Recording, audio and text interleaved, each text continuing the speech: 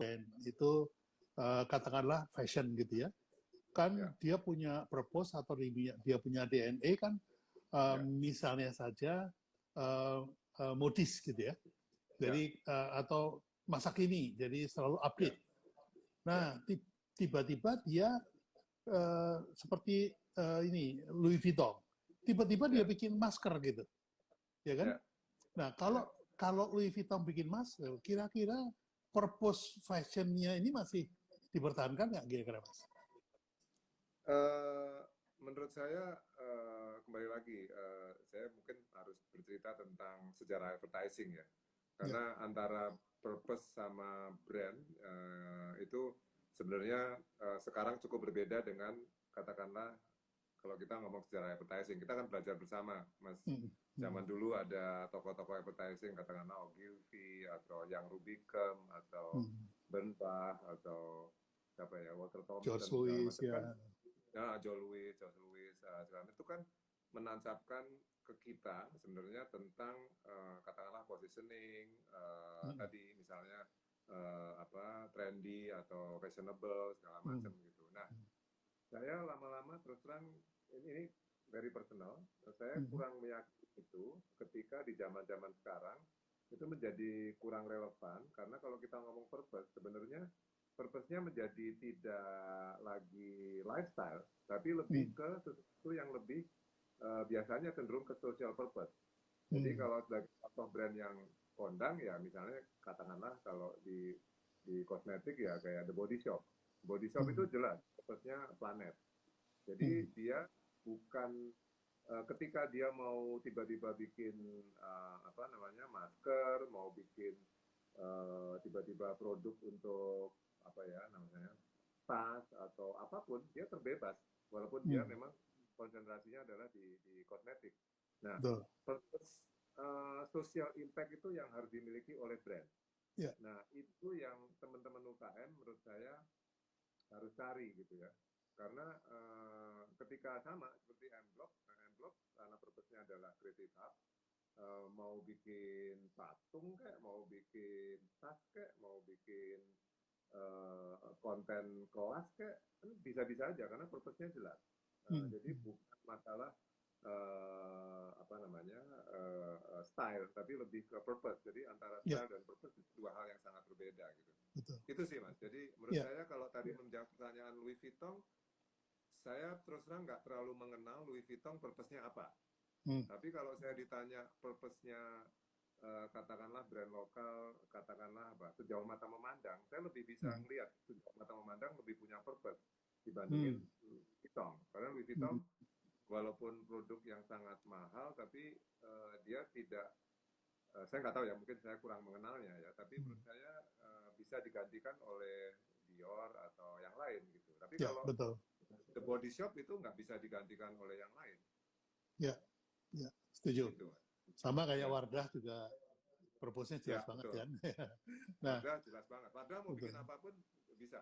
Ya, karena tiba-tiba bikin sepeda bisa, Mas. Ya, betul. Karena begini, memang ada peralihan ya. Dan peralihan itu saya tengarai sebetulnya dari produk ke brand itu kan di tahun 90-an tuh. Tahun 90 mulai pindah, jadi orang jualan itu nggak lagi produk, tapi jualan brand. Kemudian setelah adanya sosial media ini, maka barang siapa tidak menangkap movement itu, dia ketinggalan.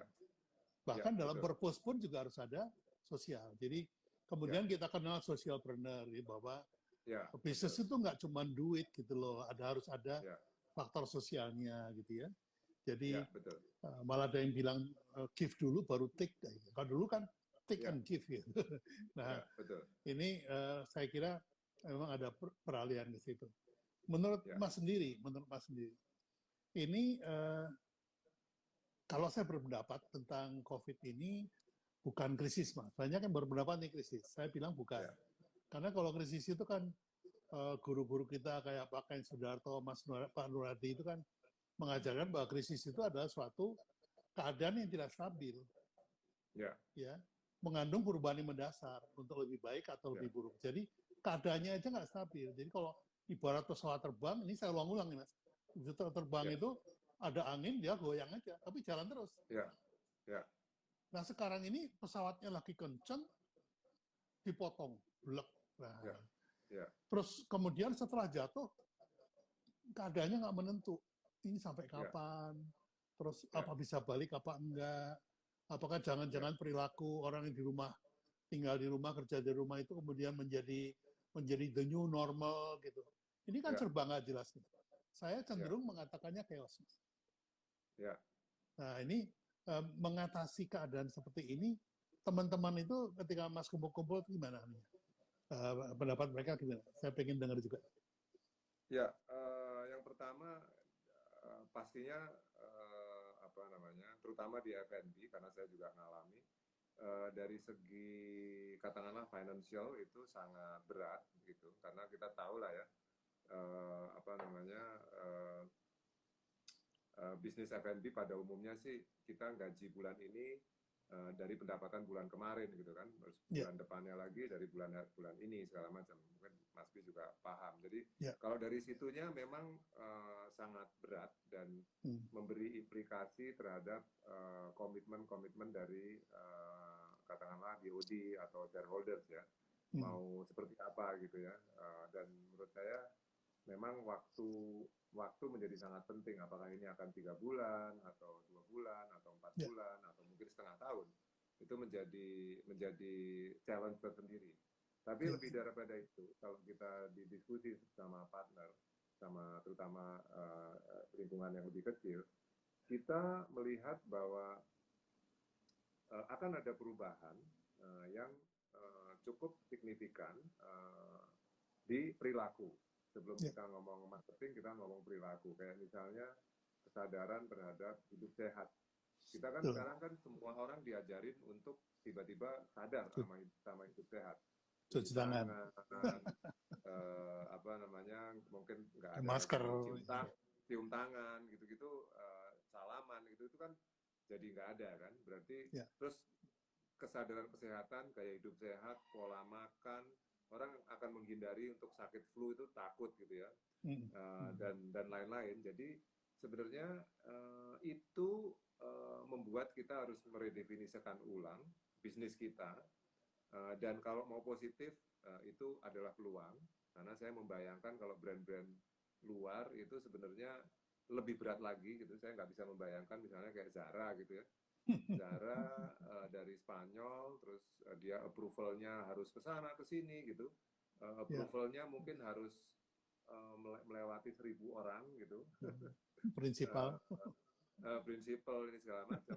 Sementara kita cuma 5 orang, 3 orang, mungkin 2 orang gitu. Jadi kita akan punya kecepatan yang lebih besar, walaupun kita ya permodalan mungkin berat. Tapi permodalan yang besar juga berat. Jadi sebenarnya zaman sekarang justru menurut saya sih akan banyak peluang ketika nanti udah kembali lagi, pelan-pelan kembali, itu sambil meredefinisi kita akan banyak bisa melakukan banyak hal sebenarnya yang sifatnya, karena orang Indonesia ini kan kita paham banget ya, orang Indonesia gotong royong, orang Indonesia nggak kayak orang Amerika sekarang pukul-pukulan tuh gara-gara presidennya bikin policy tentang kecepatan mau buka apa segala macam. Orang Indonesia kan lebih sabar, gotong royong, solidaritasnya tinggi segala macam. Jadi sebenarnya kita punya ruang, dengan segala hormat ya, kita tahu bahwa banyak yang teman-teman usaha segala macam, tapi kalau kita mau positif sebenarnya banyak sekali peluang yang bisa di leverage gitu. Ya, memang mau tidak mau kita harus meredefinisi ulang kita punya bisnis, Mas ya.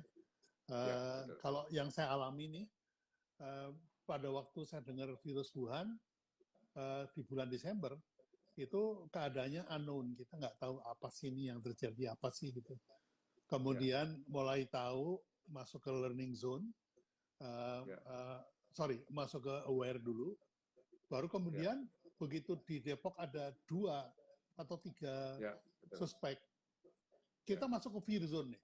Tiba-tiba kita ketakutan, karena ketakutan blank semuanya. harus di rumah, ini, itu, blank sama sekali. Sampai kemudian kita pelan-pelan mulai masuk ke learning zone. Oh, ternyata gini. Nah, mulai kita menata ulang tuh, kita punya bisnis nih. Oh, kalau gitu workshopnya online gitu ya.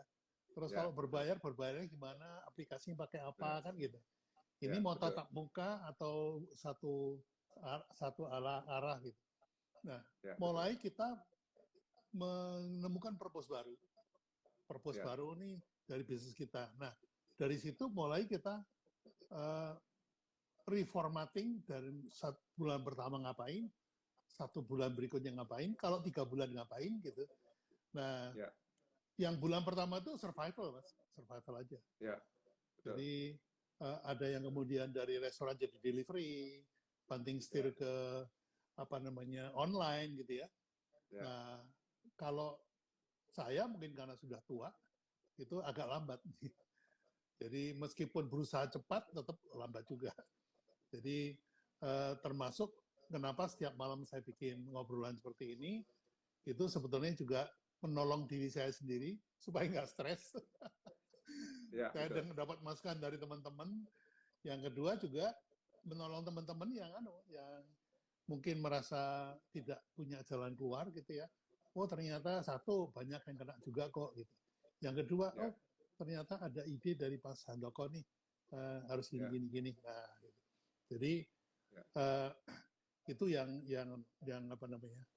Nah, terakhir Mas, sebelum kita menjawab pertanyaan-pertanyaan teman-teman, silakan teman-teman kalau mau mengajukan pertanyaan, mumpung Mas Handoko ada di sini, Anda melihat nggak Mas,